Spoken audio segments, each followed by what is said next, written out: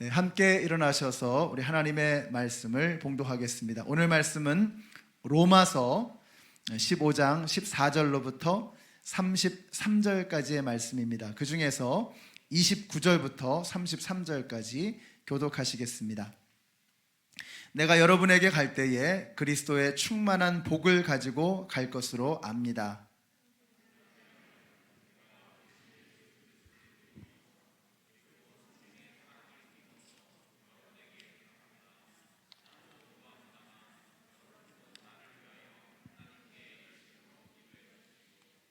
내가 유대에 있는 믿지 않는 자들에게서 화를 당하지 않도록, 그리고 또 내가 예루살렘으로 가져가는 구제금이 그곳 성도들에게 기쁘게 받아들여지도록 기도해 주십시오.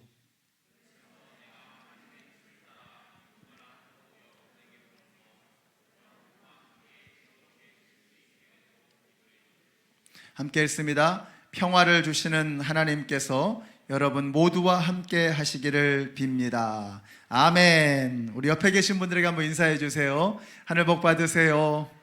네, 사랑합니다. 축복합니다. 만나서 반갑습니다. 또 처음 오신 분들을 또 환영합니다. 자, 오늘 인생의 끝에서 후회하지 않으려면 이라는 제목으로 하나님 말씀 증거하겠습니다. 얼마 전에 우리 친구 목사님들과 함께 만나서 이야기를 나누는 가운데 존경하는 설교자가 누구냐 하는 이야기를 한 목사님이 저한테 질문을 하셔서 저는 주저없이 하용조 목사님, 옥하는 목사님, 그리고 이원상 목사님 세 분을 꼽았습니다. 모두 세 분이 소천하셨는데 제가 이원상 목사님 이름을 댈 때 다들 교회를 고개를 갸우뚱하더라고요. 왜냐하면 우리 목사님이 굉장히 조용조용하시잖아요. 근데 저는 우리 목사님 말씀을 들을 때 정말 막 이렇게 빨려 들어가는 것 같습니다.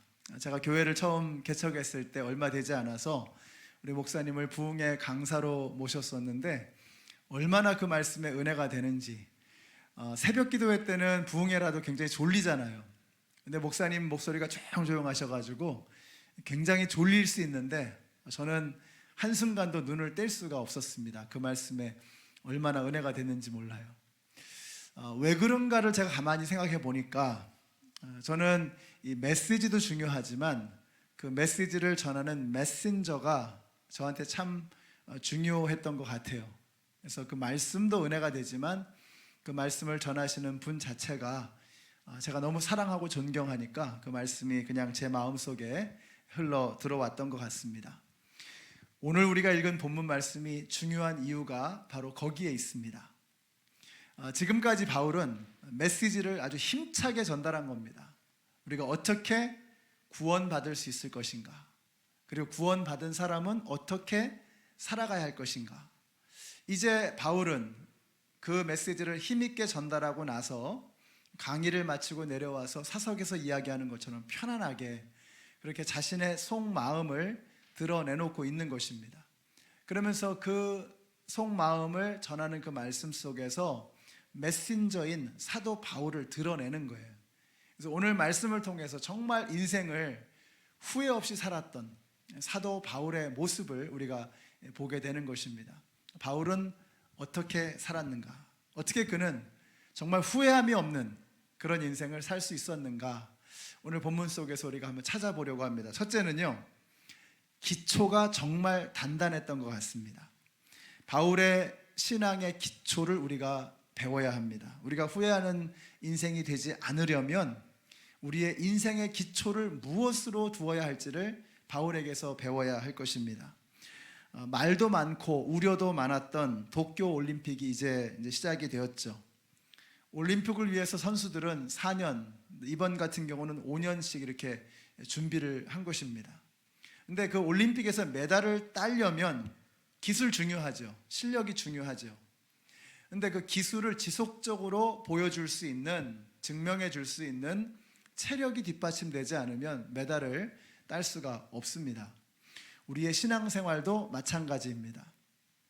우리가 아무리 실력 있고 능력이 있어도 이 기초가 단단하지 않으면 결국은 무너질 수밖에 없는 거예요. 자, 사도 바울의 신앙의 기초는 무엇이었는가? 그리고 우리의 신앙의 기초는 무엇이 되어야 하는가? 오늘 본문의 15절을 보시면 하나님께서 내게 주신 은혜를 힘입어서, 또 16절 바로 뒤에 보시면 하나님께서 이 은혜를 내게 주신 것은, 그러니까 사도 바울이 가지고 있었던 신앙의 기초는 뭐냐면 하나님의 은혜입니다. 여러분, 하나님의 은혜가 우리의 신앙의 바탕에 쫙 깔려야 됩니다. 이게 우리의 신앙의 근본이 되어야 하는 것입니다. 그래서 바울은 로마서에만도 은혜라고 하는 이 단어를 25번을 사용하고 있어요. 이게 무슨 말이에요?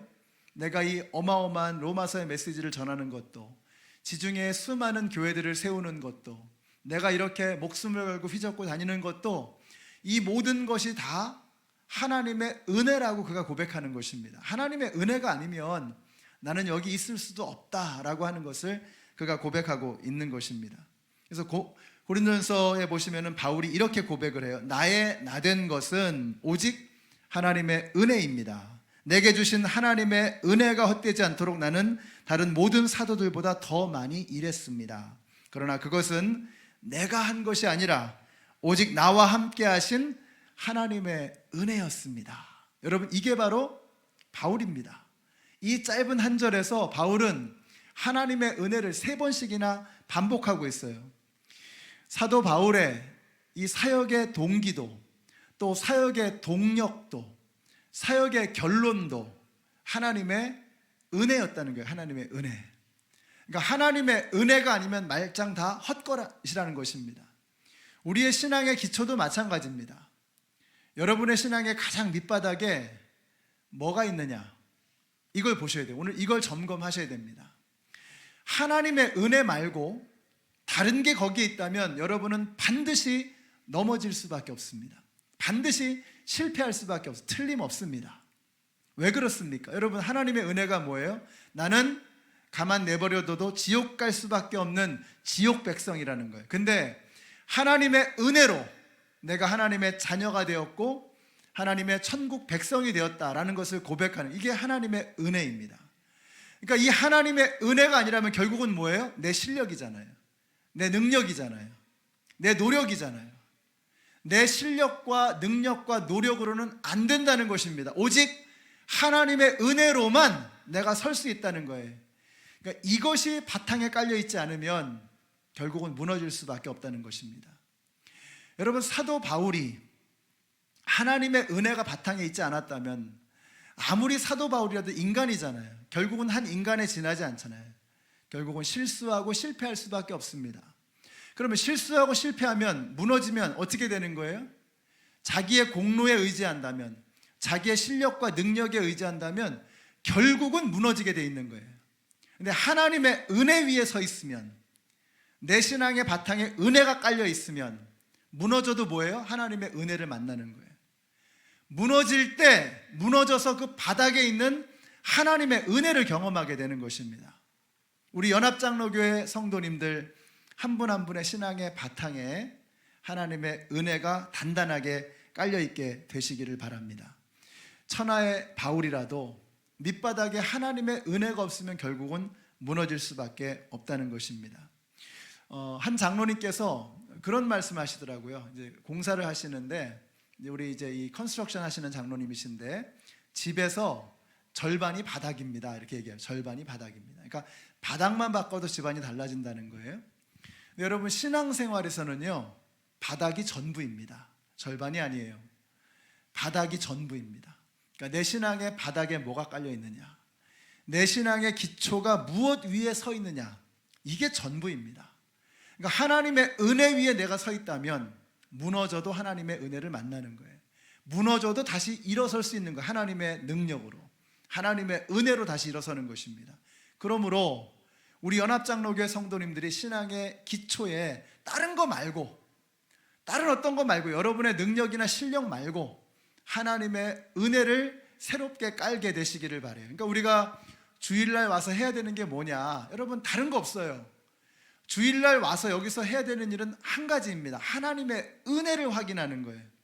내 신앙의 바탕에 하나님의 은혜가 깔려 있느냐, 은혜 말고 다른 불순물들이 있느냐, 이거 보는 거예요.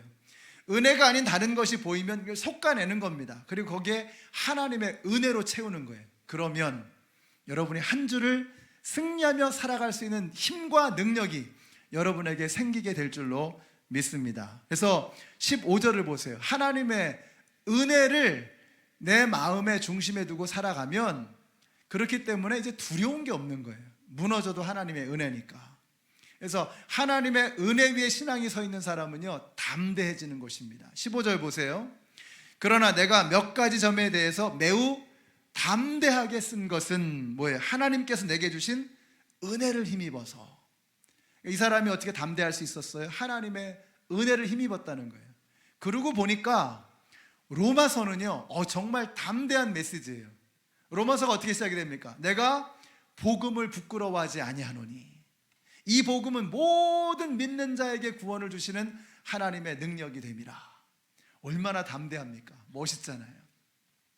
의인은 없나니 하나도 없다는 거예요. 모든 사람이 죄를 범하였으며 하나님의 영광에 이르지 못했다는 거예요. 이게 무슨 말이에요? 바울은 지금 로마에 가본 적도 없는 상황입니다. 로마 교회는 바울이 세운 교회가 아니에요. 일면식도 없어요. 근데 보지도 못한 사람들에게 뭐라고 선포하는 거예요? 의인은 없다는 거예요. 모든 사람이 죄를 범했다는 건 뭐예요? 당신들도 지옥 갈 수밖에 없는 사람들이라는 거예요. 죄인이라는 거예요. 그러니까 예수 믿어야 한다는 것입니다. 예수를 확실하게 믿어야 된다는 거예요. 이렇게 담대하게 복음을 전하고 있는 거예요.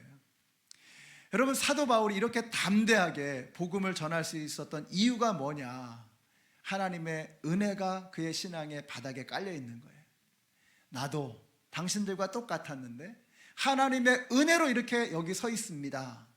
하나님의 은혜를 만나야 합니다 라는 이 메시지를 전달하고 있는 것입니다. 여러분, 하나님의 은혜 위에 기초한 사람은요, 담대해지는 거예요. 두려움이 사라지게 되는 것입니다. 그림을 한번 좀 보실까요? 이게 맨하탄입니다. 뉴욕에 있는 맨하탄이죠.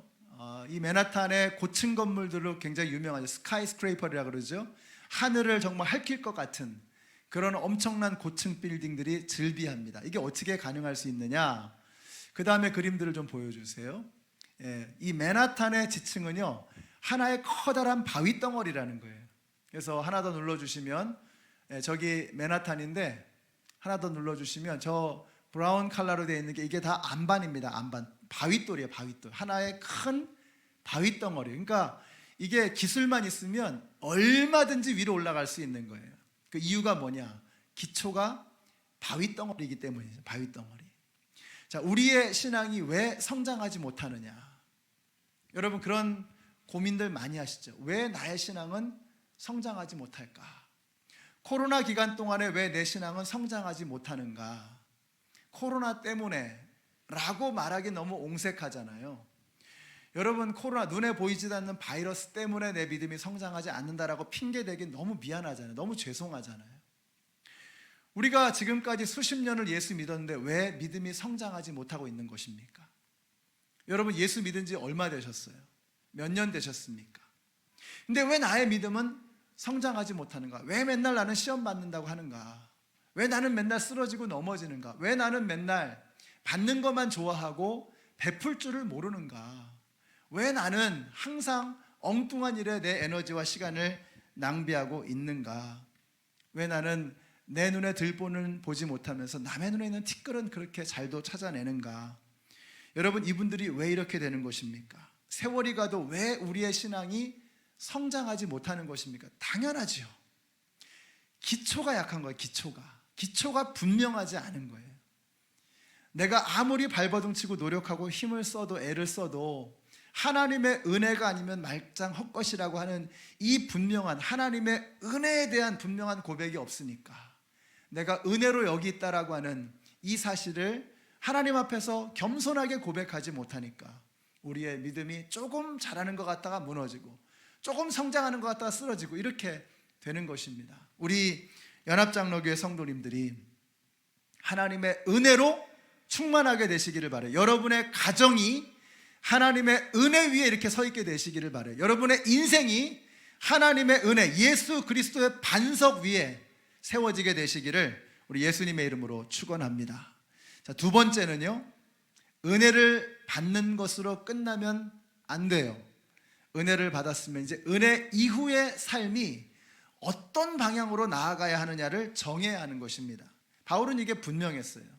자, 은혜를 받았으니 여기서부터 이제 신바람 나는 은혜의 항해를 시작해야 되는 거예요. 은혜의 순례길을 걸어가야 되는 거예요. 이 얼마나 신바람 나는지 몰라요. 여러분 여행하는 거 좋아하시잖아요. 우리가 하나님의 은혜를 받았습니다. 이제부터는 은혜의 항해를 떠나는 거예요. 이 은혜의 항해를 떠나지 않고 맨날 여기에만 머물러 있는 것은 이거는 여러분 인생의 후회가 되는 것입니다. 이런 인생은 결코 보람 있는 인생이 될 수가 없는 거예요. 그래서 16절을 보세요. 하나님께서 이 은혜를 내게 주신 것은, 이게 중요하죠. 왜 주셨냔 말이에요. 그 은혜를 지난 시간에 왜 나에게 물질을 주셨나, 왜 나에게 재능을 주셨나, 왜 나에게 힘을 주셨나, 이거 알아야 된다 그랬죠. 자, 하나님께 우리가 은혜를 받았습니다. 여러분 은혜 받으셨죠? 그래서 여기 있는 겁니다. 그죠? 만약에 여러분이 하나님의 은혜를 모르는 사람들이라면 여기 있을 리가 없어요.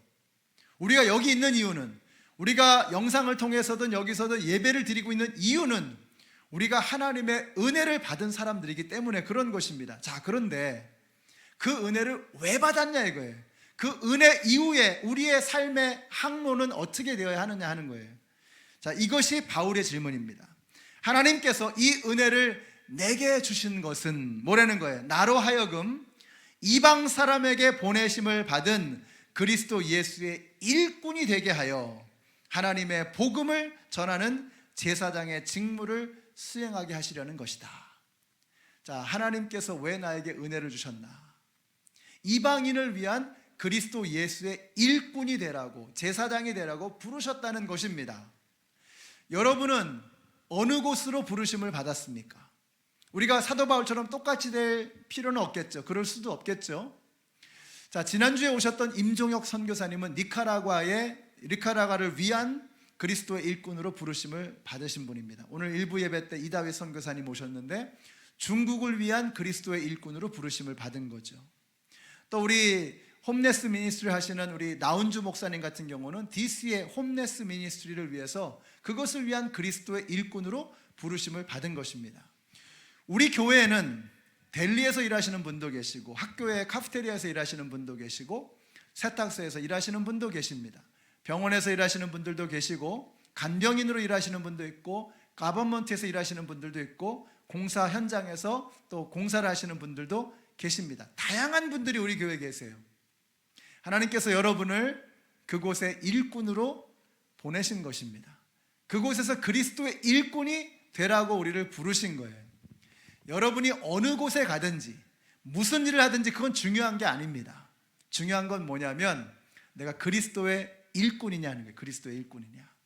바울처럼, 또 스데반처럼, 베드로처럼 예수님이 그렇게 하셨던 것처럼 정말 후회함이 없는 인생이 되려고 그러면 하나님께서 나를 어디에 부르셨느냐를 알아야 된다는 거예요. 바울은 이걸 알았어요. 이방인들을 위해서, 믿지 않는 사람들을 위해서 부르셨다라고 하는 이 하나님의 분명한 부르심, 콜링을 받고 그는 그곳에서 생명을 다했던 것입니다.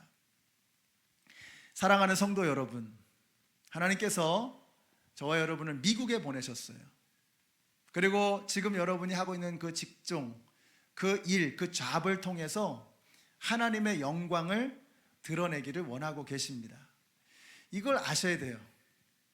뭐같이 벌어가지고 뭐같이 쓴다, 이게 돼서는 안 되는 거예요. 우리 기독교는 그런 게 아닙니다. 하나님께서 내가 일하는 그 자리에 나를 부르신 거예요. 제사장으로 부르신 거예요. 그곳에서 그리스도의 일꾼이 되라고 하시는 거예요. 저는 여러분이 일하는 그 현장에서 그리스도의 일꾼이 되시기를 바라요. 그리스도 예수의 일꾼이 되셔서 그곳에서 복음을 증거하시고 예수님의 영광을, 하나님의 영광을 드러내시는 일꾼들이 되시기를 우리 예수님의 이름으로 축원합니다. 우리가 정말 후회함이 없는 인생이 되려면 내가 어떤 방향으로 나아가는지를 알아야 되는 거예요. 이걸 모르니까 솔로몬이 뭐라 그래요? 솔로몬에게 어마어마한 하나님의 은혜가 있었잖아요. 근데 이걸 모르고 방향을 잃어버리니까 나중에 인생 끝날 때 뭐라 그래요? 헛되고 모든 것이 헛되도다. 얼마나 허무한 인생입니까? 얼마나 불쌍한 인생입니까? 인생의 끝에서 허무하다니. 우리 예수님 뭐라고 하셨어요? 다 이루었도다. 행복하다는 거예요. 행복하다. 십자가에 달리셨지만 십자가에서 나는 다 이루었다고 말씀하셨어요. 얼마나 멋있습니까? 인생의 방향을 분명하게 딱 정하고 그 방향을 향해서 한 걸음도 어긋나지 않고 걸어가신 예수님, 사도 바울의 모습을 뒤따라가시는 저와 여러분이 되시기를 바랍니다. 자, 그런데 이게 바울이 이렇게 보면은요, 이런 주님께서 맡겨주신 사명을 감당하면서 지겨워, 힘들어, 아이고 피곤해, 이게 아닌 거예요. 바울은 오늘 우리가 읽은 본문에서 나오잖아요. 기쁨. 얼마나 기뻐하는지, 얼마나 설레는지 몰라요. 그래서 바울이 보면은요, 정말 에너지가 넘치는 것을 보게 됩니다. 왜 그래요? 바울은 하나님께서 자기를 일꾼으로 불러주신 것이, 자기에게 그 사명을 맡겨주신 것이, 그것이 특권이라고 하는 것을 그는 분명하게 알고 있었던 거죠. 그래서 제가 이번 주 우리가 이제 민수기를 요즘에 새벽마다 읽고 있잖아요. 이번 주 제가 은혜 받은 말씀이 민수기 18장의 말씀입니다. 7절에 이런 말씀이 나와요. 같이 한번 읽어보실까요? 시작. 제사장 직무는 너와 너에게 딸린 아들들만이 할 수 있다.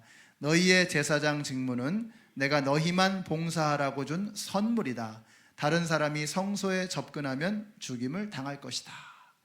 제가 요 한 단어에 꽂혔는데 이게 뭐냐? 선물. 제사장들의 일은요, 결코 녹록하지 않았습니다. 굉장히 힘든 일이었어요. 굉장히 고된 일이었습니다. 이게 매일 그냥 밤낮으로 제사가 진행이 되는데 그걸 다 준비해야 되는 거예요. 성막에 옮겨지면 그거 다 이렇게 또 옮기는 이런 일들을 레위 지파가 했어요. 얼마나 일이 많아요. 그런데 하나님께서 말씀하시는 거예요.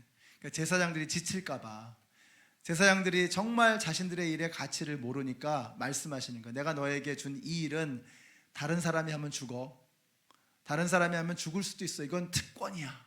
그래서 뭐라고 말씀하세요? 이건 너에게 준 선물이라는 거예요. 저는 여러분이 오늘 예배 드리기 위해서 제사장으로 이 자리에 나오셨거든요. 여러분이 드리는 이 예배를 특권으로 알게 되시기를 바랍니다. 여러분이 드리는 이 예배가 하나님께서 우리에게 주신 선물이라고 하는 이 사실을 깨닫게 되시기를 바랍니다. 우리 교회는요, 이렇게 보이지 않는 곳에서 봉사하고 섬기시는 분들이 참 많습니다. 일부 예배에 많은 분들이 오셔서 예배를 드리세요. 왜 그러느냐? 이제 2부 여러분들이 편안하게 예배 드릴 수 있도록 섬기기 위해서, 아이들 자녀들을 위해서 가르치시고, 또 뒤에서 보이지 않는 곳 섬기기 위해서 일찌감치 오셔서 예배를 드린단 말이에요. 코로나 기간 동안에도 한 번도 어긋나지 않도록 예배를 위해서 그렇게 애쓰시고 섬기신 분들이 계십니다. 이분들 이렇게 보면은 정말 주님께, 이게 때로는 힘들죠. 근데 그게 하나님께서 나에게 맡겨주신 선물, 특권이라는 것을 알고 이렇게 누리고 즐거워하는 것을 보면서 얼마나 감사한지 몰라요. 우리 교회 최고의 재산이 뭘까? 여러분, 워싱턴 한인연합장로교회 최고의 재산이 뭡니까? 여러분이 생각할 때 우리 교회의 최고의 재산, 가치 있는 재산이 뭐예요? 건물입니까? 우리 건물 아름답죠? 굉장하죠? 그러나 건물이 최고의 재산입니까? 유구한 역사입니까? 52년째가 되죠? 엄청난 역사입니다. 이민교회에서. 그러나 저는 우리 연합장로교회에 주신 최고의 재산, 최고의 에셋은 바로 기쁜 마음으로 주님을 섬기는 하나님의 백성들. 우리 교회에 이런 분들이 참 많으시거든요. 이분들이 연합장로교회 최고의 가치, 최고의 재산인 것입니다. 그래서 우리 교회에 소망이 있어요.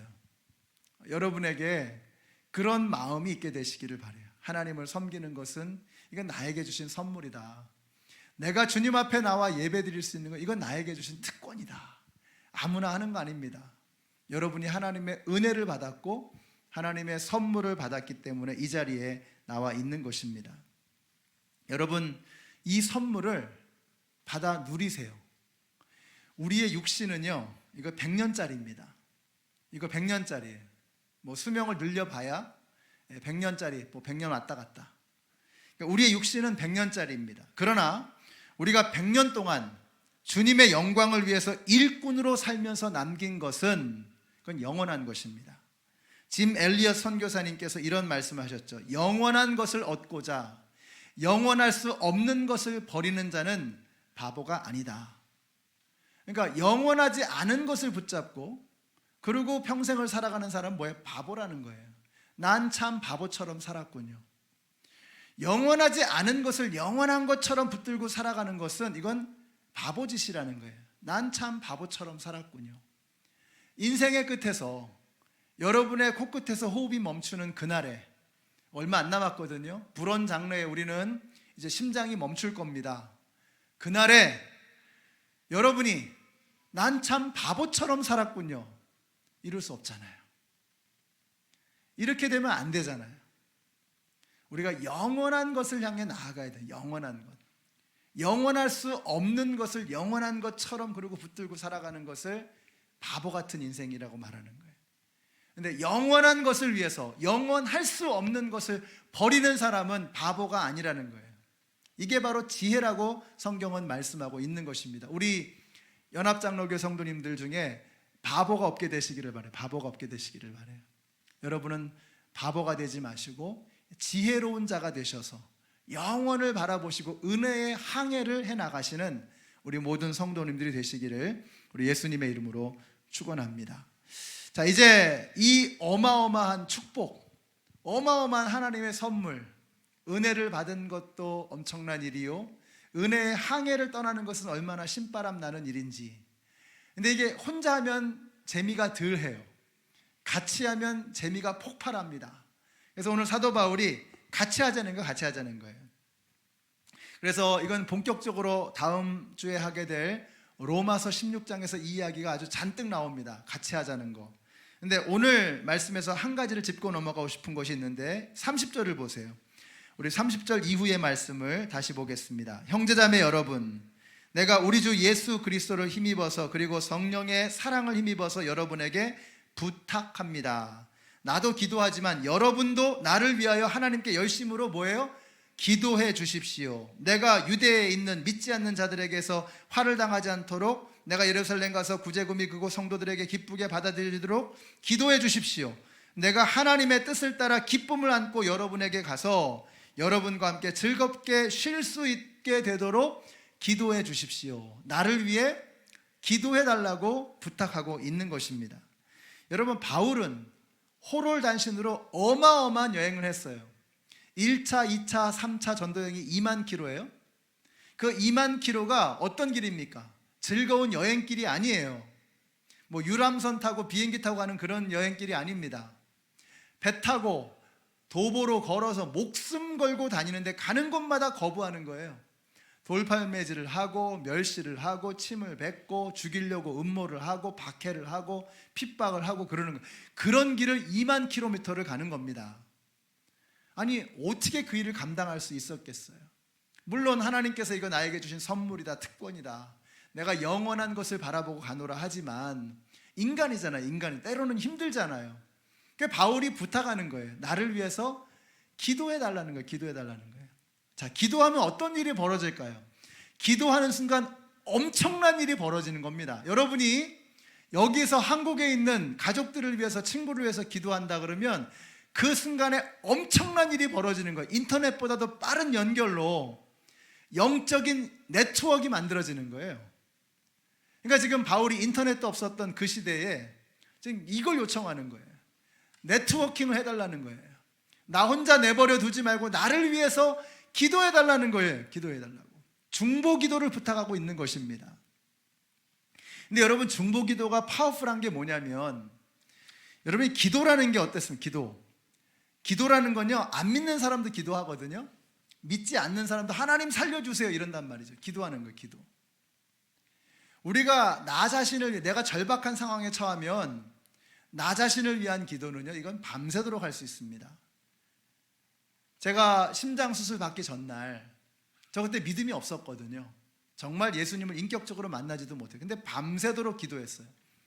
하나님 살려주세요. 믿음이 없는 저도 기도가 나오더라고요. 그 순간에는. 그럼 믿음의 기도는 아니었겠지만 절박한 하나님 살려주세요. 우리 인간은요, 자기 자신을 위해서는 얼마든지 기도할 수 있습니다. 남을 위한 기도는 달라요. 이건 본능을 거스르는 겁니다. 그래서 하나님께서 우리가 남을 위해서 기도할 때 주목하시는 거예요. 우리가 기도할 때 하나님은 들으십니다. 왜? 우리는 하나님의 자녀이니까. 하나님은 우리 아버지시니까.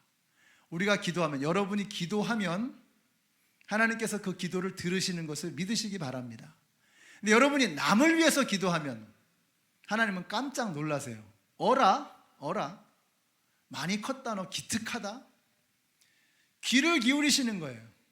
자기 자신을 위한 본능적인 기도가 아니라 본능을 거슬러서 다른 사람을 위해서 기도하는 이 기도를 하나님은 기특하게 여기시고 기뻐하시는 거예요.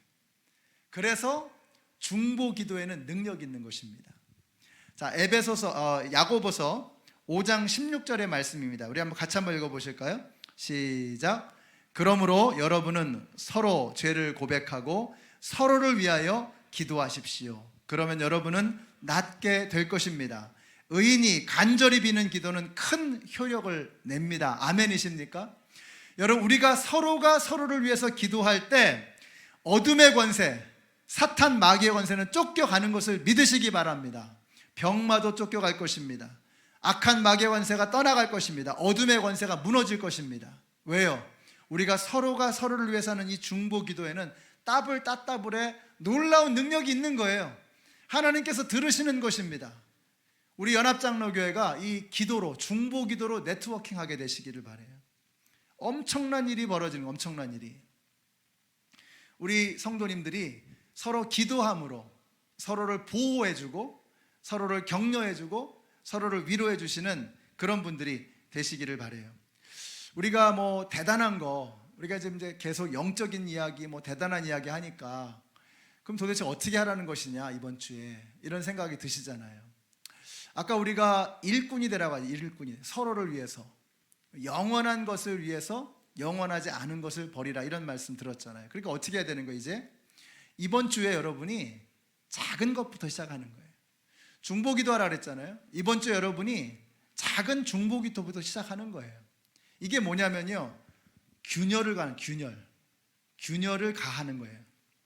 커다란 아무리 완벽한 댐이라도요, 거기에 금이 가면 그때부터 거기서부터 댐이 무너지기 시작하는 거예요. 우리가 얼마나 이기적입니까?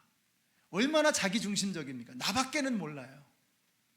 그런 우리의 이기심에 균열을 가하는 거예요. 근데 한꺼번에 폭발은 못 시켜도 괜찮아요. 그런 이기심의 뚝에 작은 균열을 가하는 거예요. 그럼 거기서부터 무너지기 시작하는 겁니다. 그게 뭐냐? 작은 것부터, 작은 것부터.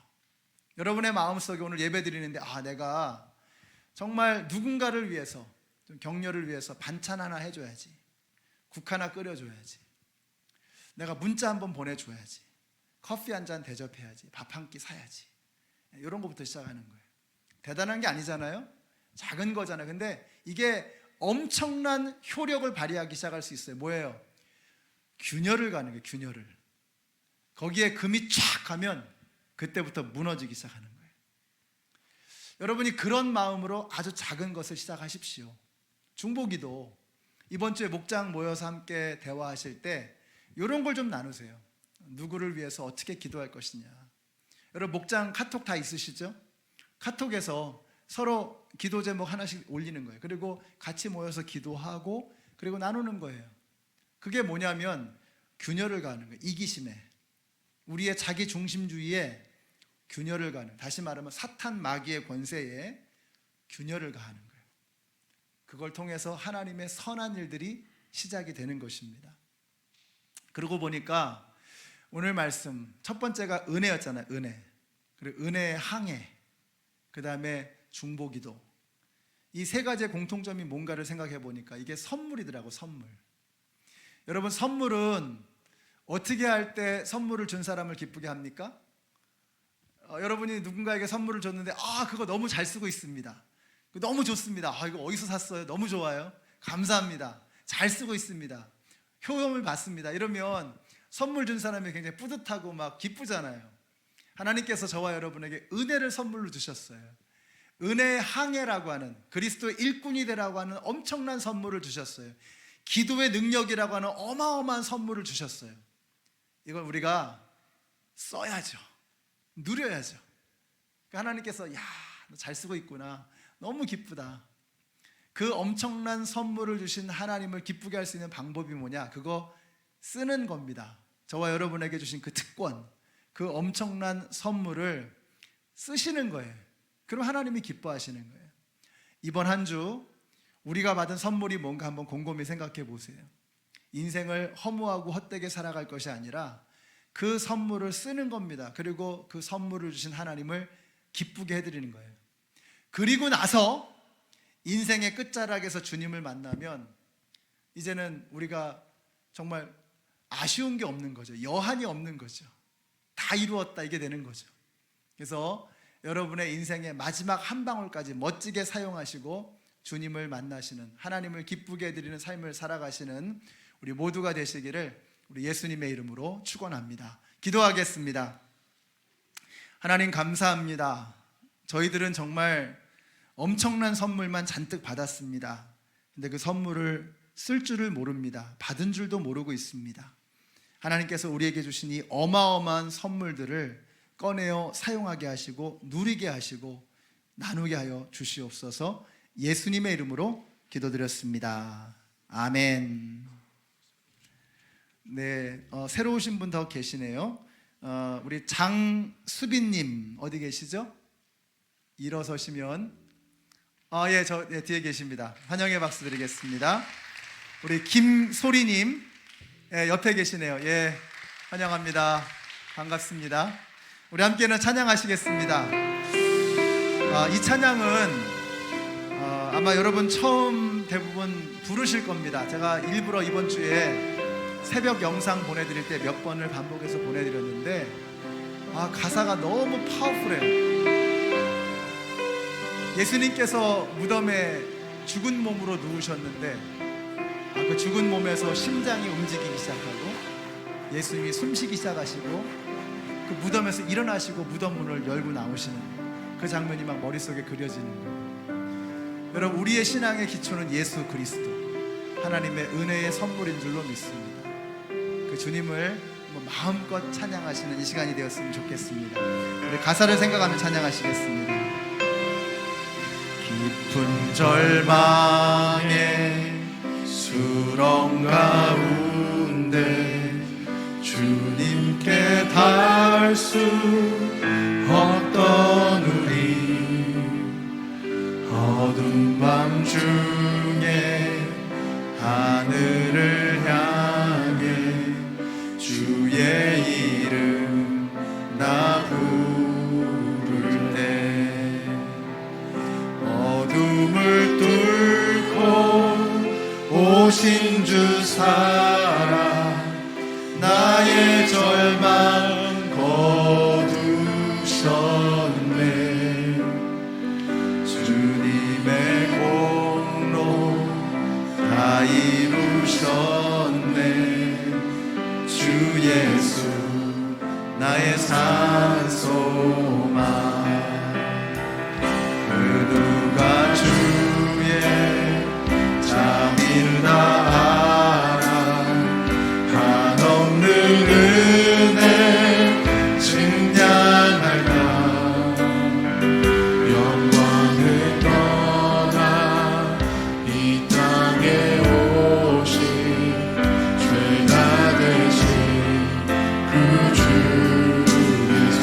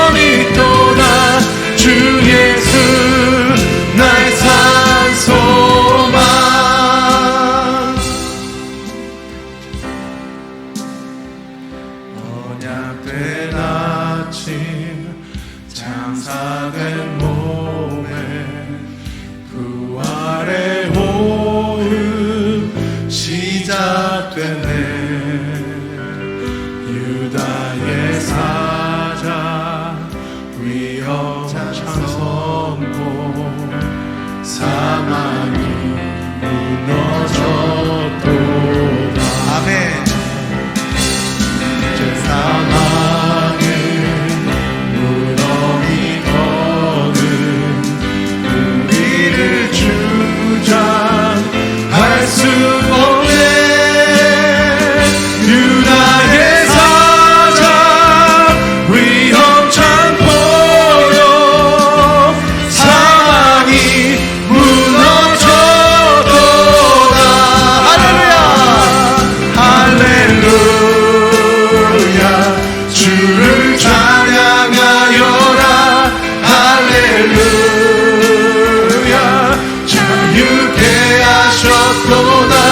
죄의 저주 끊으신 주께 구원이 있도다. 주 예수 나의 산소망. 할렐루야 주를 찬양하여라. 예수님이 부활하셨습니다. 여러분의 믿음의 기초는 무엇입니까? 예수 그리스도 하나님의 은혜가 우리의 신앙의 기초가 되어야 합니다. 끊으신 주께 구원이 있도다. 주 예수 나의 산소망. 주 예수 나의 산소망. 그리스도 나의 산소망. 당신은 나의 산소망. 다시 한번 기도하겠습니다. 우리 기도하실 때 여러분 잔잔하게 기도하셔도 좋고 또 부르짖어 기도하셔도 좋습니다. 주님은 우리의 기도를 들으십니다. 이 시간 한번 회개하면서 내 자신을 한번 잠잠히 돌아보면서, 주님, 제 믿음의 기초에 잘못된 것이 주인 노릇하고 있었습니다. 내 실력, 내 명예, 내 노력, 내 공로, 내 능력이 왕 노릇하고 있었습니다. 주님, 이제는 하나님의 은혜, 예수 그리스도가 내 삶의 중심이 되게 하시고 내 삶의 근본이 되게 하여 주시옵소서. 그래서 어떤 어려움, 어떤 문제가 닥쳐와도 무너져도 그곳에서 하나님의 은혜를 만나는 놀라운 역사가 오늘 시작되게 하여 주시옵소서. 우리 한번 같이 한번 합심해서 통성으로 기도하겠습니다. 사랑의 하나님, 주님의 은혜를 감사합니다. 할렐루야, 주님을 찬양합니다. 우리의 믿음의 기초가 잘못되어 있음을 고백합니다. 하나님의 능력으로 새로워지기를 원합니다. 하나님의 말씀으로 새로워지기를 원합니다. 하나님의 은혜의 기초 위에 다시 한번 일어서기를 원합니다. 주님, 제가 착각했습니다. 내 능력이 나를 살릴 줄로 알았습니다. 내 노력이 나를 살게 할 줄로 믿었습니다. 그러나 그 모든 것이 처참하게 무너지는 것을 경험합니다. 다시 한번 오늘 예수 그리스도의 반석 위에, 하나님의 은혜의 반석 위에 다시 한번 우리의 신앙을 거듭나게 하시고 새롭게 하여 주시기를 간절히 원합니다. 하나님의 영광을 드러내기를 원합니다. 하나님의 은총 가운데 나아가기를 원합니다. 아버지 하나님, 주님의 말씀으로 새롭게 하여 주시옵소서. 하나님의 은혜로 새로워지게 하여 주시옵소서. 은혜 받은 우리가 이제는 은혜의 항해를 떠나기를 원합니다. 우리가 함께 네트워킹하며 믿음의 군대를 이루어 하나님 나라의 영광을 위해 섬기는 우리 모두가 되게 하여 주시옵소서. 주님, 다시 한번 시작하려고 하는 그 마음 가운데 새로운 소망을 불어넣어 주시고 하나님의 능력으로 다시 일어나게 하여 주시옵소서. 오 주님, 주님 다시 한번 우리에게 기회를 주시기를 원합니다. 예수님께서 무덤에서 아버지 하나님 그 멈추었던 심장이 다시 박동치며 다시 움직이셨던 것처럼 이제 우리의 죽은 믿음이 부활하신 예수 그리스도와 함께 다시 일어서게 하여 주시옵소서. 새로운 소망을 우리 가운데 불어넣어 주시기를 원합니다. 하나님 도와주시옵소서. 주 예수 나의 산소망을 외치며 하나님께서 나의 리빙홈이 되시는 것을 고백하며 주님 앞에 나아가는 우리 모두가 될 수 있도록 하나님 도와주시옵소서. 주님의 은혜를 찬양하며 나갈 때 하나님 다시 한번 일으켜주시고 하나님의 산소망으로 하나님의 살아있는 은혜로 다시 거듭나는 저희들이 될 수 있도록 하나님 도와주시옵소서. 오 아버지 하나님, 주님 도와주시옵소서. 주님 나의 산소망이 되어주시옵소서. 할렐루야, 주를 찬양하여라. 주를 찬양하여라. 할렐루야. 주님이 우리를 자유케 하셨습니다. 할렐루야. 죄의 저주 끊으신 주께 구원이 또다. 주 예수 나의 산소망. 할렐루야. 할렐루야. 주를 찬양하여라. 할렐루야. 자유케 하셨구나. 죄의 저주 끊으신 주께 구원이 또다. 주 예수 나의 산소망. 주 예수 나의 산소망.